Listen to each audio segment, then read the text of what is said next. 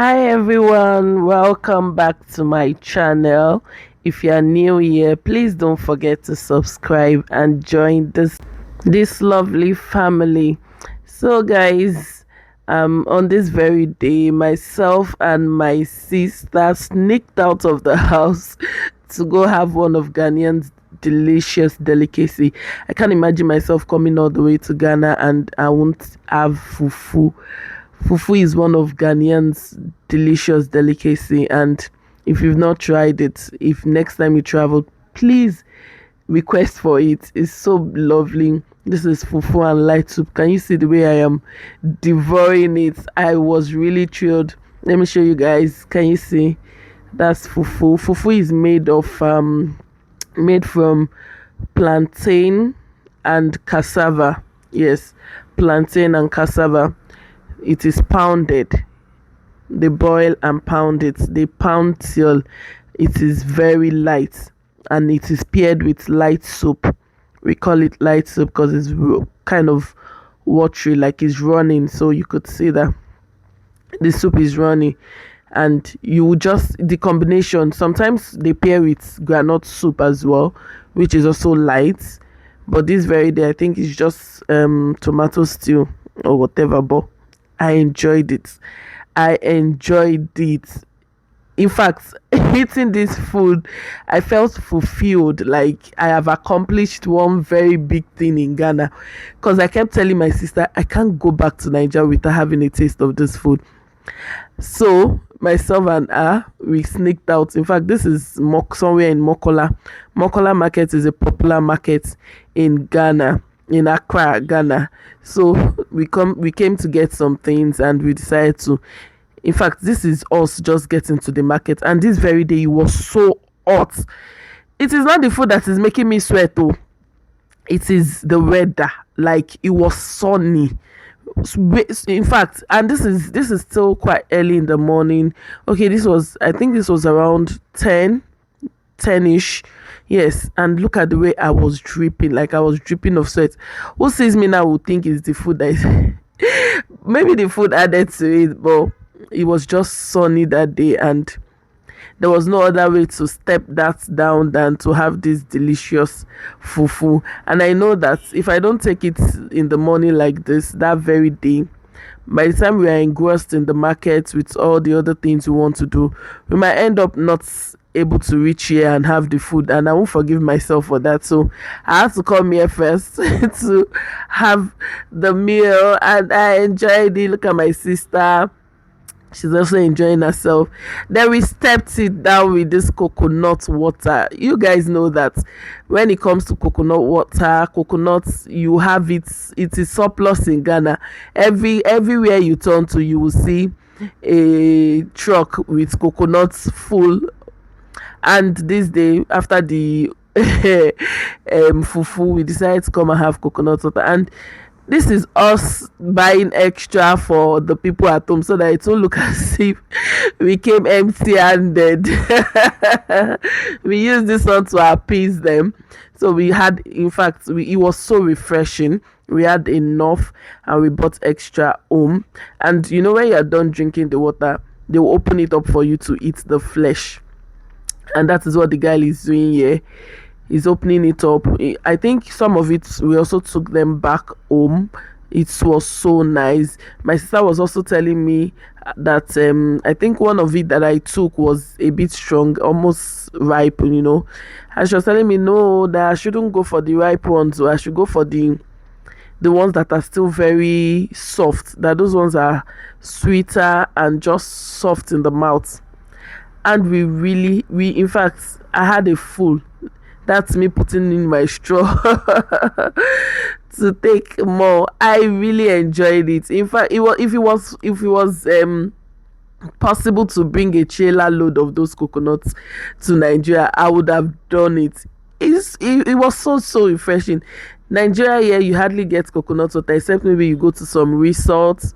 That's where you get them. See my sister telling me, preaching to me as a Ghanaian babe that she is, that you go for the soft one, you don't go for the hard ones. Me, I just wanted to take the coconut water, eat the flesh, whatever but because we are used to having the strong one, they had parts here. I was okay with it, but my sister was like, no, the soft ones are the real G.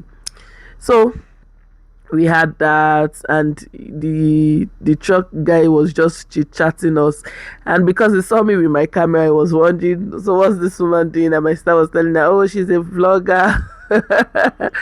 It's funny when they call me a vlogger. Anyways, that is what I am, and I can't wait to be popular, so that when people see me, be like, oh, is that another lady? So this is me. Look at the sun, guys. Look at the sun. I literally had sunburn by the time I got home. It was crazy. Ghana, if it is the sun, I give it to you guys. The sun is it. See my sister downloading the coconuts. She was really enjoying herself, and I did enjoy myself too. In fact, that day the coming out was fulfilling because of these two major things I was able to do: eat my fufu, take the coconuts. I was really happy I was able to do that. Usually they used to have containers like bottles where you can drain the water into for takeaway, but this very day this guy did not have, which was why we had to put them in the nylons, so that we couldn't leave it. We just couldn't do without buying. So this is me showing you guys around. This is just the back part of the market. The main market itself, there was no way I could bring out my camera because it was really hot and busy. So yeah, this is our ride back home, and I was just showing you guys the city of Accra. Accra is such a beautiful place. Look at the roads, look at the sanity on the road. You hardly see road rage. I don't think I saw any road rage where anybody's abusing each other or cussing each other out. I didn't see that. Even the public transport, the chocho as it is called, the public transport is called chocho. The public transport, the drivers are sane. The drivers are sane. The conductors there are called mates. They're called mates. Very, very well put together. They are not rugged looking. They are not like the the ones we have here. So I just love that about Ghana. It's so peaceful, so organized, so neat. Yes, so neat. You guys can see for yourself. The roads are neat. Nobody's even gonna tell you don't drop things on the road. You just know you shouldn't do it. You just know you shouldn't. They are very law abiding. Yes, they are very, very law abiding in Ghana, because they tell you that if the driver was actually telling us that if you do something wrong, you don't want to be in Ghana's bad book. Like, you don't want to face their law. If you go against their law, that they really go by the book. Nobody is going to come and if you do anything wrong, you will be dealt with seriously. That's so nobody is going to tell you don't go and cause trouble. Cause the trouble and you will face the wrath. So this place is called the Independence Square. We drove around it and eventually went into it to take some pictures, and it was such a beautiful place. I've been here several times before, and this is my daughter Esther going close to the us for the first time in her life. She's such a scaredy cat, and this is Victoria. Victoria also went close to the horse. I actually told them to go on it and ride the horse, but they were too scared to do that. Myself, I can't do it. But you needed to see the way I was badmouthing them here. And this is Samuel. Samuel showed us that he's a boy. He went on top of it with a lot of encouragement from me, the mother, though. So he went on it. In fact, I think here he was already saying, "Mommy, let them bring me down." I said, "No, you are a man." And so it was time to pack up and go. This is me washing our clothes. I'm now about to bring dirty clothes back to Nigeria. And this is the D-Day. We left Ghana, and this is our first stop. I think we stopped by this beautiful eatery. The eatery is so beautiful, so neat, and so clean. So I got the meal. Look at the packaging. I eventually didn't get breakfast. I got a proper meal so that it could keep us full for a long time because the journey is quite far and we are not about to start stopping on the road. We just wanted to go straight and get home on time. So this is the jollof, Ghanaian jollof. It was so tasty and nice. This cost us about 100 cedis, which is over 10,000 naira. Though I got Shito from Ghana. It was so painful that I couldn't get as much as I wanted because I really had a lot of people in mind I wanted to give. But unfortunately, I had too much of expenses to do, and also the exchange rate. Oh my goodness, the exchange rate is mad. The difference is just too much. We have about like 30% increase, so I couldn't get as much as I wanted. Hello guys, welcome back to my channel. If you are new, if you are just seeing this page, kindly subscribe. Please, I'm begging you guys, subscribe. I see a lot of people have been watching our vlogs, but our subscribers have not been increasing. So please, I'm begging you, kindly subscribe as you watch, enjoy, and drop your feedback, drop your messages. Let us know what you think, how we can grow. Thank you as you do. So I love you guys. Mwah, mwah, mwah, mwah. So I just thought to show my face again. It's been a while. I've just been showing you guys my behind the scenes. I've been behind the camera, but I just felt, oh no, it's been a while. Let me just show my face and let my people see that I am here doing good. Please ignore my swollen face. I just returned from dropping the kids at school, and I just thought to show up here and say hello to you guys. It's been a roller coaster. Came back from Ghana, school resumed almost immediately. In fact, your girl has not really rested. And guys, I don't know if I shared with you, my baby too has started school, so I have, at least I have a little bit of free time to do stuffs, but I'm still adjusting. So please guys, I hope you've been enjoying those my experiences in Ghana. Though I didn't get to do much in Ghana. Number one, because of vehicles, aside from renting and all of that, because my uncle that used to do all of those for us became ill, so it was kind of difficult moving around, and transportation is quite expensive in Ghana. And secondly, because of the exchange rates, whenever I'm going back to Ghana, I have to go prepared. I didn't know how much of a difference the exchange rate is now. So, and close to 30%.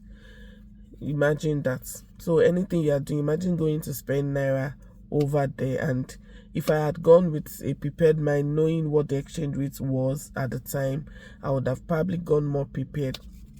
Another reason again is I traveled with my family. You know, when you travel with family, there's no break. That's you don't call that a vacation. It's just a change of environment, because I still had to do my mother duties, wife duties, so it wasn't 100% enjoyable, but I still thank God. I'm grateful to God for the opportunity, and I do not take it for granted. So I couldn't really visit as much places as I planned. Another reason is, like I said, transportation, moving all of us around. So that alone limited our movement, but we still did the few things. We did the few things we could do, and I am grateful for it. Like I said, I'm really grateful. I look forward to another opportunity. But guys, Ghana is sweet. If you have money, Ghana is interesting. If you have your money to spend, Ghana is a very peaceful place. Ghana is very the people are very loving, very lovable set of people. In fact, that's if you ask my kids what is their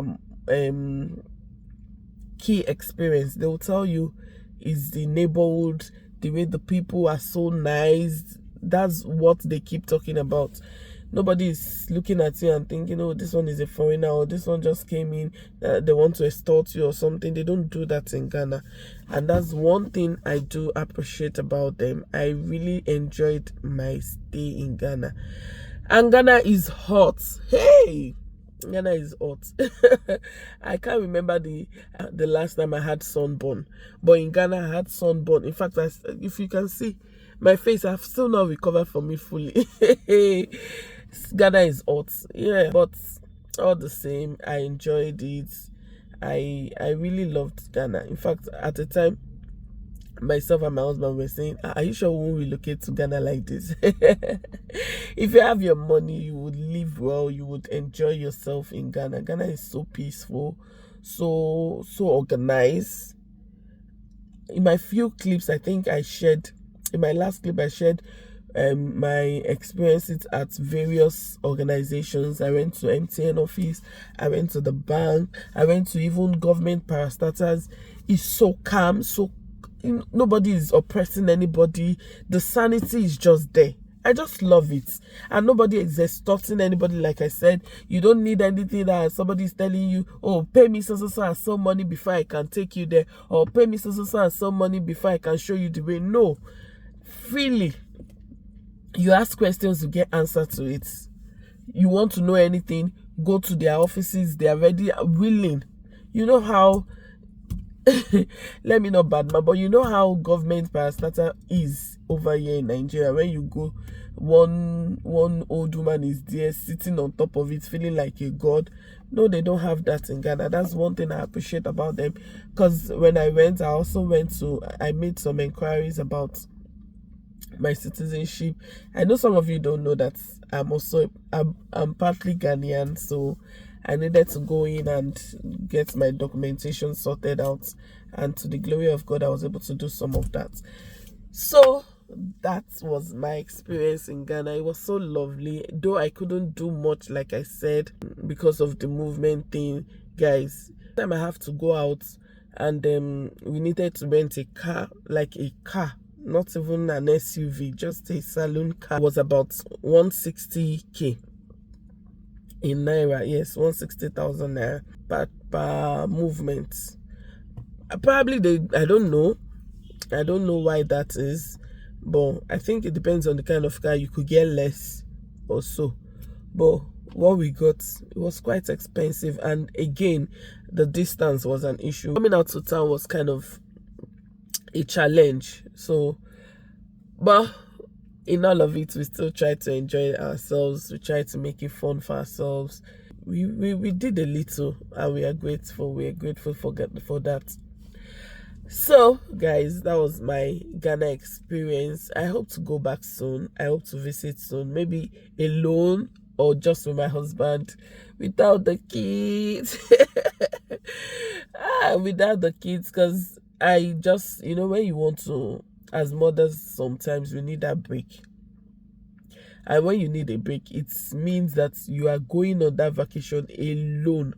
Even if it is a staycation, even if anything, just sometimes you just need that me time, so that you don't go crazy. Oh, it's not easy. Oh, we need that rest. My priority this year is rest, like prioritizing rest in all of your activities. Try to include rest in between, so that you don't break down. You can't keep taking care of every other person and nobody's taking care of you, or you are not taking care of yourself. So that's it, guys. I just thought to stop by. So this episode is my final episode on my Ghana trip, and we'll start our regular vlogs from there. And I just plead with you guys to please subscribe to this channel, help your girl to grow, comment, engage. I see a lot of you watch my vlog. I see it. I see that watch time is increasing, but please, I need you to also subscribe, so that your girl can be encouraged to do better. So I'll see you guys in the next one. Thank you. I love you guys.